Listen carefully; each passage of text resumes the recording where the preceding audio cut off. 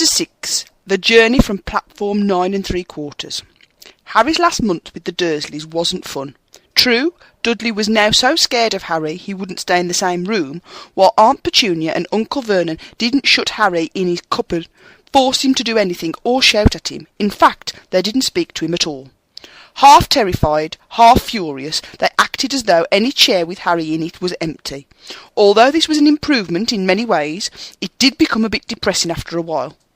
Harry kept to his room, with his new owl for company. He had decided to call her Hedwig, a name he had found in a history of magic. His school books were very interesting. He lay on his bed reading late into the night, Hedwig swooping in and out of the open window as she pleased. It was lucky that Aunt Petunia didn't come in to hoover any more, because Hedwig kept bringing back dead mice. Every night before he went to sleep, Harry ticked off another day on a piece of paper he had pinned to the wall, counting down to September the 1st. On the last day of August, he thought he'd better speak to his aunt and uncle about getting to King's Cross Station next day, so he went down to the living room where they were watching a quiz show on television. He cleared his throat to let them know he was there, and Dudley screamed and ran from the room. Uncle Vernon?" Uncle Vernon grunted to show he was listening. I need to be at King's Cross tomorrow, to go to Hogwarts." Uncle Vernon grunted again. "Would it be all right if you gave me, a lift?" Grunt. Harry supposed that meant yes. "Thank you." He was about to go back upstairs when Uncle Vernon actually spoke. "Funny way to get to wizard school, the train. Magic carpets all got punctures, have they?" Harry didn't say anything. "Where is this school, anyway?" I don't know," said Harry, realising this for the first time. He pulled the ticket Hagrid had given him out of his pocket. "I just take this to the train of the platform 9 3/4 at 11 o'clock, he read. His aunt and uncle stared. "Platform what?" 9 3/4. "Don't talk rubbish," said Uncle Vernon. "There is no platform 9 3/4. "It's on my ticket." "Barking," said Uncle Vernon. "Howling mad, the lot of 'em. You'll see, you just wait. All right, we'll take you to King's Cross. We're going up to London tomorrow anyway, or I wouldn't bother." "Why are you going to London?" Harry asked, trying to keep things friendly. "Taking Dudley to the hospital," growled Uncle Vernon. "Got to have that ruddy tail removed before he goes to smelting." Harry woke at 5 o'clock the next morning and was too excited and nervous to go back to sleep. He got up and pulled on his jeans, because he didn't want to walk to the station in his wizard's robes. He'd change on the train. He checked his Hogwarts list yet again to make sure that he had everything he needed, saw that Hedwig was shut safely in her cage, and then paced the room, waiting for the Dursleys to get up. 2 hours later, Harry's huge, heavy trunk had been loaded into the Dursleys' car. Aunt Petunia had talked Dudley into sitting next to Harry, and they set off. They reached King's Cross at 10:30. Uncle Vernon dumped Harry's trunk onto a trolley and wheeled it into the station for him. Harry thought this was strangely kind until Uncle Vernon stopped dead, facing the platforms with a nasty grin on his face. "Well, there you are, boy. Platform 9, platform 10. Your platform should be somewhere in the middle, but they don't seem to have built it yet, do they?" He was quite right, of course. There was a big plastic number 9 over one platform and a big plastic number 10 over the one next to it, and in the middle, nothing at all. "Have a good term," said Uncle Vernon with an even nastier smile. He left without another word. Harry turned and saw the Dursleys drive away. All 3 of them were laughing. Harry's mouth went rather dry. What on earth was he going to do? He was starting to attract a lot of funny looks because of Hedwig. He'd have to ask someone. He stopped a passing guard, but didn't dare mention platform 9 3/4. The guard had never heard of Hogwarts, and when Harry couldn't even tell him what part of the country it was in, he started to get annoyed, as though Harry was being stupid on purpose. Getting desperate, Harry asked for the train that left at 11 o'clock, but the guard said there wasn't one. In the end, the guard strode away, muttering about time-wasters. Harry was now trying hard not to panic. According to the large clock over the arrivals board, he had 10 minutes left to get on the train to Hogwarts, and he had no idea how to do it. He was stranded in the middle of a station with a trunk he could hardly lift, a pocket of full wizard money, and a large owl. Hagrid must have forgotten to tell him something you had to do, like tapping the 3rd brick on the left to get to Diagon Alley. He wondered if he should get out of the wand and start tapping the ticket box between platforms 9 and 10. At the moment, a group of people passed just behind him, and he caught a few words of what they were saying. Packed with muggles, of course. Harry swung round. The speaker was plump, was a plump woman who was talking to 4 boys, all with flaming red hair. Each of them was pushing a trunk like Harry's in front of them, and they had an owl. Heart hammering, Harry pushed his trolley after them. They stopped, and so did he, just near enough to hear what they were saying. "Now, what's the platform number?" said the boy's mother. 9 3/4, piped a small girl, also red-headed, who was holding her hand. "Mum, can't I go?"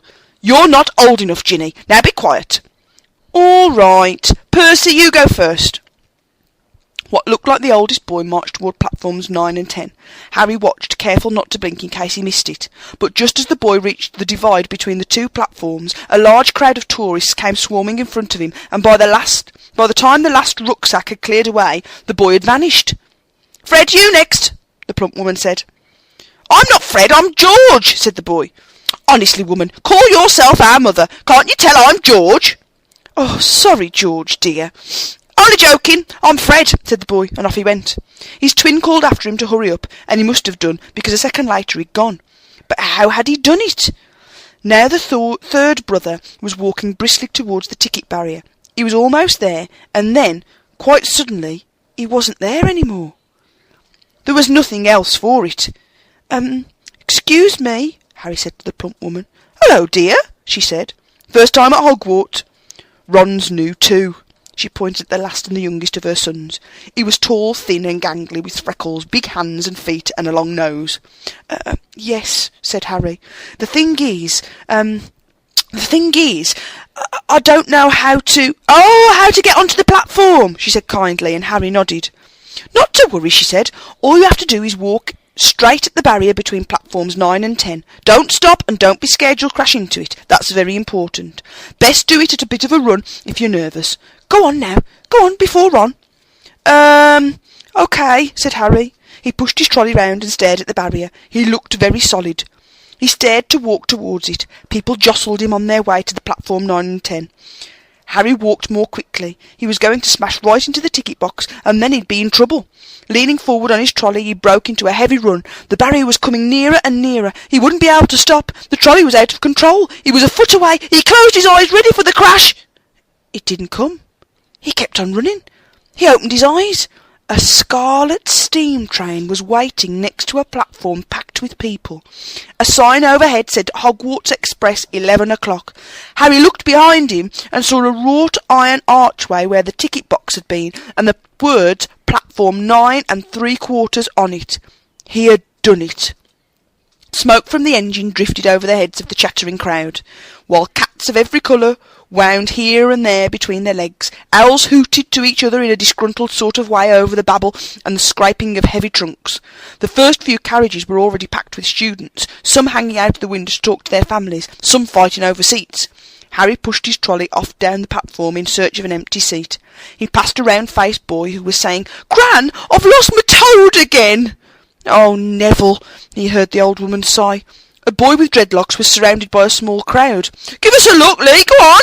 The boy lifted the lid of his box in his arms, and the people around him shrieked and yelled as something inside poked out a long, hairy leg. Harry pressed on through the crowd until he found an empty compartment near the end of the train. He put Hedwig inside first and then started to shove and heave his trunk towards the train door. He tried to lift it up the steps, but could hardly raise one end, and twice he dropped it painfully on his foot. "Want a hand?" It was one of the red-headed twins he'd followed through the ticket box.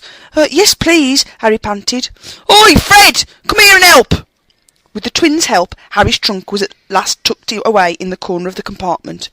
"Thanks," said Harry, pushing his sweaty hair out of his eyes. "What's that?" said one of the twins, suddenly pointing at Harry's lightning scar. "Blimey," said the other twin. "Are you?" "He is," said the first twin. "Aren't you?"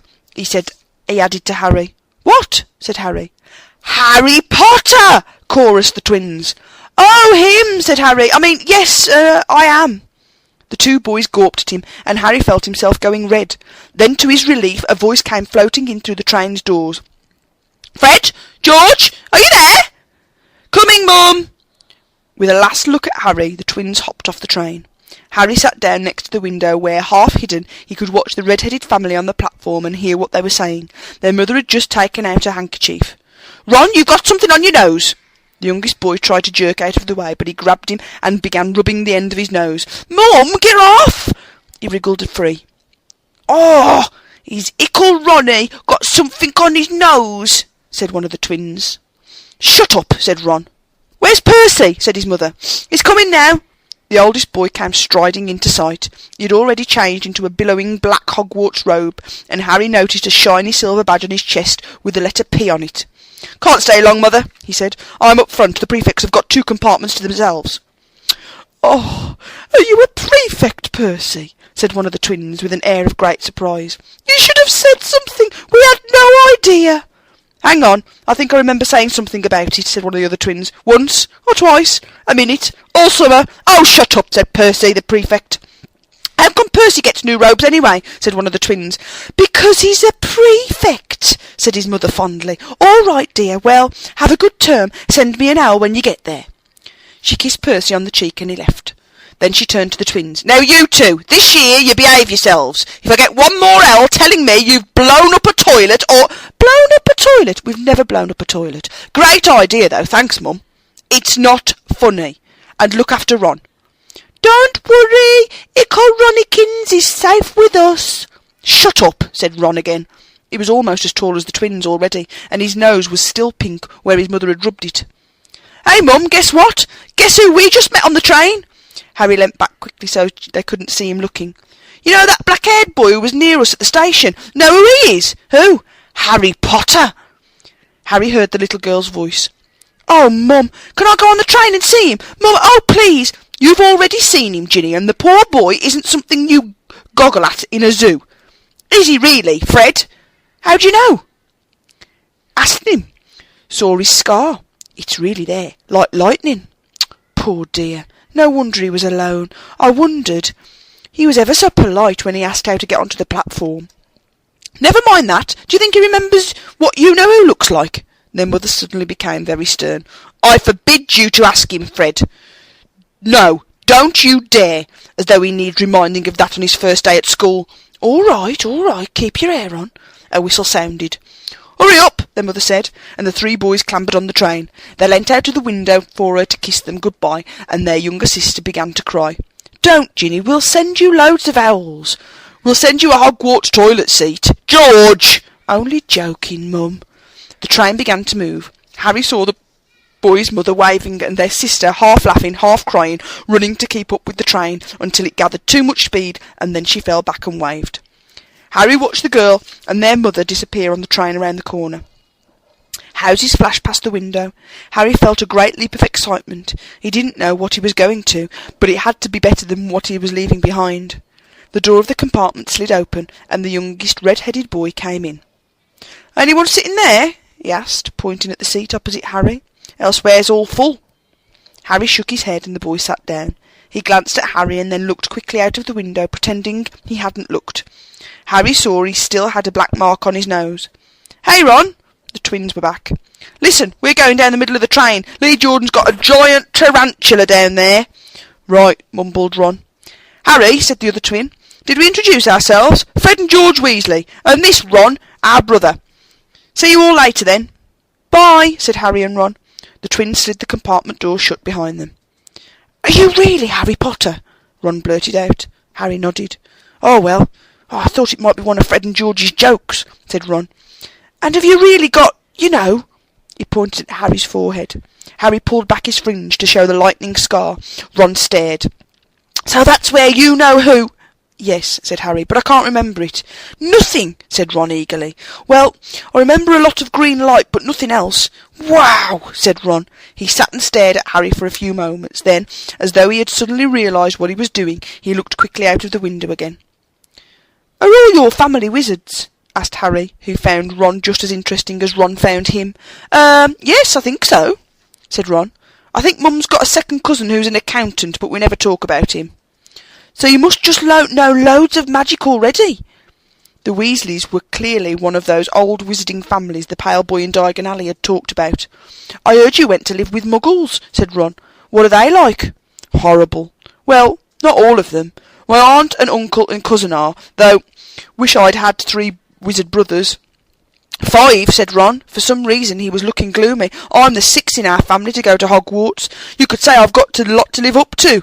Bill and Charlie have already left. Bill was head boy and Charlie was captain of Quidditch. Now Percy's a prefect. Fred and George mess around a lot, but they still get really good marks, and everyone thinks they're really funny. Everyone except me to do as well as the others, but if I do, it's no big deal, because they did it first.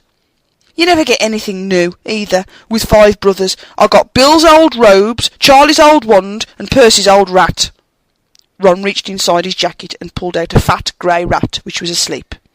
His name's Scabbers, and he's useless. He hardly ever wakes up. Percy got an owl from my dad for being made a prefect, but they couldn't afford... I got Scabbers instead. Ron's ears went pink. He seemed to think he'd said too much, because he went back to staring out of the window. Harry didn't think there was anything wrong with not being able to afford an owl. After all, he'd never had any money in his life until a month ago, and he told Ron so, all about having to wear Dudley's old clothes and never getting proper birthday presents. That seemed to cheer Ron up. And until Hagrid told me, I didn't know anything about being a wizard, or about my parents, or Voldemort. Ron gasped. What? Said Harry. You said you know whose name? Said Ron, sounding both shocked and impressed. I'd have thought you, of all people. Oh, I'm not trying to be brave or anything, saying the name, said Harry. I just never knew you shouldn't. See what I mean? I've got loads to learn. I bet, he added, voicing for the first time something that had been worrying him a lot lately. I bet I'm the worst in the class. You won't be. There's loads of people who come from Muggle families and they learn quickly enough.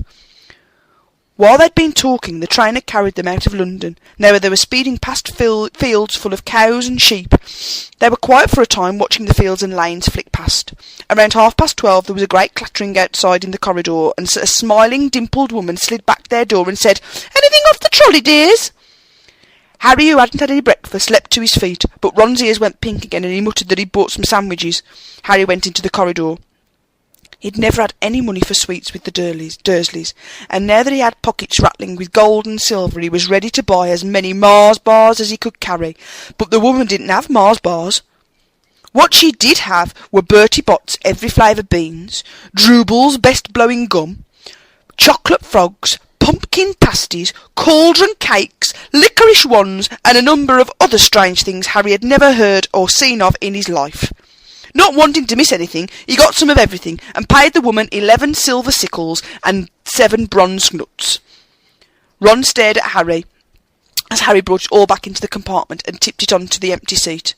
"Hungry, are you?" "Starving," said Harry, taking a large bite out of a pumpkin pasty. Ron had taken out a large, lumpy package and unwrapped it. There were 4 sandwiches in there. He pulled one of them apart and said, "She always forgets I don't like corned beef." "Swap you for one of these," said Harry, holding up a pasty. "Go on." "You don't want this, it's all dry," said Ron. "She hasn't got much time," he added quickly. "You know, with the 5 of us." "Go on, have a pasty," said Harry, who had never had anything to share before, or indeed anyone to share it with. It was a nice feeling sitting there with Ron, eating their way through all Harry's pasties and cakes. The sandwiches lay forgotten. "What are these?" Harry asked Ron, holding up a pack of chocolate frogs. "They're not really frogs, are they?" He was starting to feel that nothing would surprise him. "No," said Ron, "but see what the card is. I'm missing Agrippa." "What?" "Oh, of course, you wouldn't know. Chocolate frogs have cards inside them. You know, to collect. Famous witches and wizards. I've got about 500, but I haven't got Agrippa or Plop-Me." Harry unwrapped his chocolate frog and picked up the card. It showed a man's face. He wore half-moon glasses, had a long, crooked nose, and flowing silver hair, beard, and moustache. Underneath the picture was the name Albus Dumbledore. "So this is Dumbledore," said Harry. "Don't tell me you've never heard of Dumbledore," said Ron. "Can I have a frog?" "I might get Agrippa, thanks." Harry turned over his card and read, "Albus Dumbledore, currently headmaster of Hogwarts, considered by many the greatest wizard of modern times. Dumbledore is particularly famous for his defeat of the dark wizard Grindelwald in 1945, for the discovery of the 12 uses of dragon's blood, and his work on alchemy with his partner Nicholas Flamel. Professor Dumbledore enjoys chamber music and 10-pin bowling." Harry turned the card back over and saw to his astonishment that Dumbledore's face had disappeared. "He's gone!" "Well, you can't expect him to hang around all day," said Ron. "He'll be back." "No, I've got more Garner again, and I've got about 6 of her. Do you want it? You can start collecting." Ron's eyes stayed to the pile of chocolate frogs waiting to be unwrapped. "Help yourself," said Harry. "But in, you know, the Muggle world, people just stay put in photos." "Do they? What? They don't move at all?" Ron sounded amazed. "Weird." Harry stared as Dumbledore sidled back into the picture on his card and gave him a small smile. Ron was more interested in the eating the frog than looking at the famous witches and wizard cards, but Harry couldn't keep his eyes off them. Soon he had not only Dumbledore and Morgana, but Hengst of Woodcroft, Alberberk, Grunion, Cirque, Paracelsus, and Merlin. He finally tore his eyes away from the Druidess Cleodna. Well, you know, I'm having a go. Who was watching his nose to open a bag of Bertie Bott's every flavour beans. "You want to be careful with those," Ron warned Harry. "When you say every flavour, they mean every flavour. You know, you get all the ordinary ones like chocolate and peppermint and marmalade, but then you get spinach and liver and tripe. George reckons he got a bogey-flavoured one once." Ron picked up a green bean, looked at it carefully, and bit into a corner. "Bleh! See? Sprouts!" They had a good time eating the every flavour beans. Harry got toast, coconut, baked bean, strawberry, curry, grass, coffee, sardine, and was even brave enough to nibble the end of a funny grey one Ron wouldn't touch, which turned out to be pepper. The countryside now flying past the window was becoming wilder. The neat fields had gone. Now there were woods, twisting rivers, and dark green hills. There was a knock on the door of their compartment, and the round-faced boy Harry had passed on platform 9 3/4 came in. He looked tearful. "Sorry," he said, "but have you seen my Toad at all?" When they shook their heads, he wailed, "Oh, I've lost him! He keeps getting away from me!" "He'll turn up," said Harry. "Yeah," said the miserable boy. "Well, if you see him..." He left. "Don't know why he's so bothered," said Ron. "If I'd have bought a toad, I'd lose it as quick as I could. Mind you, I brought Scabbers, so I can't talk." The rat was still snoozing on Ron's lap. "He might have died and you wouldn't have known the difference," said Ron in disgust. "I tried to turn him yellow yesterday to make him more interesting, but the spell didn't work. I'll show you, look." He rummaged around in his trunk and pulled out a very battered-looking wand. It was chipped in places and something white was glinting at the end. Unicorn's hair nearly poked out. Anyway, he had just raised the wand when the compartment door slid open again. The toadless boy was back, but this time he had a girl with him. She was already wearing her Hogwarts robes. "Has anyone seen the toad?" "Neville's lost one," she said. She had a bossy sort of voice, lots of bushy brown hair and a rather large front teeth. "We've already told him we haven't seen it," said Ron, but the girl wasn't listening. She was looking at the wand in his hand. "Oh, are you doing magic?" "Let's see, then." She sat down. Ron looked taken aback. All right." He cleared his throat. "Sunshine, daisies, buttermellow, turn this stupid fat rat yellow." He waved his wand, but nothing happened. Scabbard stayed grey and fast asleep. "Are you sure that's a real spell?" said the girl. "Well, it's not very good, is it? I've tried a few simple spells, just to practice, and it's all worked for me. Nobody in my family's magical at all. It was ever such a surprise when I got my letter, but I was ever so pleased, of course. I mean, it's the very best school of witchcraft there is, I've heard. I've learnt all of our set books off by heart, of course. I just hope it will be enough. I'm Hermione Granger, by the way. Who are you?" She said all that very fast. Harry looked at Ron and was relieved to see by his stunned face that he hadn't learnt all the set books off by heart either. I'm Ron Weasley," Ron muttered. "Harry Potter," said Harry. "Are you really?" said Hermione. "I know all about you, of course. I got a few extra books for background reading, and you're in modern magical history and the rise and fall of the dark arts and great wizarding events of the 20th century. "Am I?" said Harry, feeling dazed. "Goodness, didn't you know? I've found out everything I could, if it was me," said Hermione. "Do either of you know what house you'll be in? I've been asking around, and I hope I'm in Gryffindor. It sounds by far the best. I hear Dumbledore himself was one, but I suppose Ravenclaw wouldn't be too bad. Anyway, we'd better go and look for Neville's toad. You two had better get changed, you know. I expect we'll be there soon." And she left, taking the toadless boy with her. "Whatever house I'm in, I hope she's not in it," said Ron. He threw his wand back in his trunk. "Stupid spell. George gave it to me. Bet he knew it was a dud." "What house are your brothers in?" asked Harry. Gryffindor, said Ron. Gloom seemed to be settling in on him again. Mum and Dad were in it too. I don't know what they'll say if I'm not. I don't suppose Ravenclaw would be too bad, but imagine if they put me in Slytherin. That's the house you-know-who was in. Yeah, said Ron. He flopped back into his seat, looking depressed. You know, I think the end of Scabbers' whiskers are a bit lighter, said Harry, trying to make take Ron's mind off houses. So what do your older brothers do now they've left? Harry was wondering what a wizard did after he'd finished school. Charlie's in Romania studying dragons, and Bill's in Africa doing something with Gringotts, said Ron. Did you know about Gringotts? It's been all over the Daily Prophet, but I don't suppose you get that with the Muggles. Someone trying to rob a high-security vault. Harry stared. Really? What happened to them? Nothing. That's why it's such big news. They haven't been caught. My dad says it must have been a powerful dark wizard to get round Gringotts, but they don't know. They don't think they took anything. That's what's odd. Of course, everyone gets scared when something like this happens, in case you know who's behind it.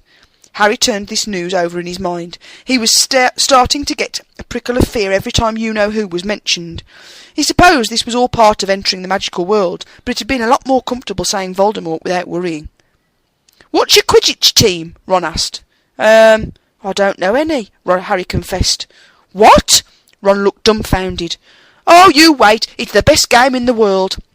And he was off, explaining all about the 4 balls and the positions of the 7 players, describing famous games he'd been to with his brothers and the broomstick he'd like to get if he had the money. He was just taking Harry through the finer points of the game when the compartment door slid open again, but it wasn't Neville, the toadless boy, or Hermione Granger this time. 3 boys entered, and Harry recognised the middle one at once. It was the pale boy from Madame Malkin's robe shop. He was looking at Harry with a lot more interest than he'd shown back in Diagon Alley. Is it true? He said. They're saying all down the train that Harry Potter's in this compartment, so it's you, is it? Yes, said Harry. He was looking at the other boys, both of them with the thickest and looked extremely mean.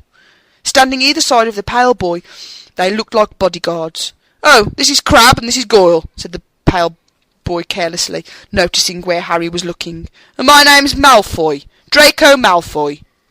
Ron gave a slight cough, which might have been hiding a snigger.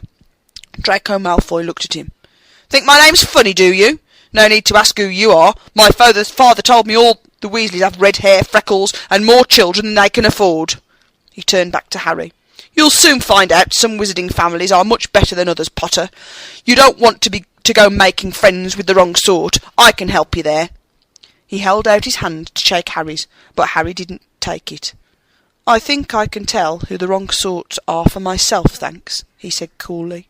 Draco Malfoy didn't go red, but a pink tinge appeared in his pale cheeks. I'd be careful if I were you, Potter, he said slowly.